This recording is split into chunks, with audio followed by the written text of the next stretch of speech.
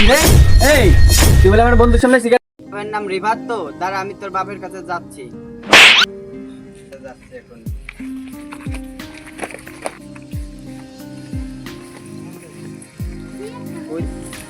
এই রিফাত, কি তো বন্ধু, কেমন আছিস? তো ভালো আছি। তো তোর ছেলেকে দেখলাম মনে ইটির পর বসে বিড়ি সিগারেট খাচ্ছে বাজে পোলাপানের সাথে। কিরে বন্ধু, কি বলিস? আমার ছেলেরে ঢাকা ইউনিভার্সিটি পড়াইছি, 5 ওয়াক্ত নামাজ কালাম পড়ে। আমার ছেলে এগুলো করতে পারে না। তুই ভুল দেখছিস বন্ধু, অন্য কাউরে দেখছিস।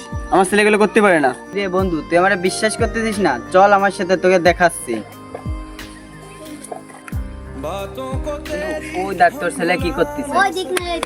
আমার ছেলে এখানে, আমার ছেলে বাজে পোলাপানের সাথে আড্ডা দিচ্ছে। দাঁড়া, আয় তুই আয়। বন্ধু, আঙ্কেল তো দেখে গেছে, যদি তোর বাবার কাছে বিচার দেয়। বিচার তো দিবে, বিচার দিলে আর কি করার, দেখি বাবা আসুক। কিরে এই তুই বলে আমার বন্ধুর সামনে সিগারেট খেয়েছিস? না বাবা, আমি সিগারেট খাইনি ভাই। আমার বন্ধু আমাকে বলছে এদিকে আয়, তুই এদিকে আয়। এই এদিকে আয় তুই।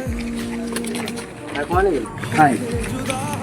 বন্ধু, আমার ছেলে এই যে সিগারেট খেয়েছে, তুই বলছিস না? হ্যাঁ বাবা, তুমি মুরব্বীদের সামনে আর সিগারেট বিড়ি খাও না। আচ্ছা আঙ্কেল, আমি আর সিগারেট খাবো না। আপনি আব্বুর একটু বললেন যেন আমাকে কিছু না বলে। আচ্ছা ঠিক আছে, বলবানি।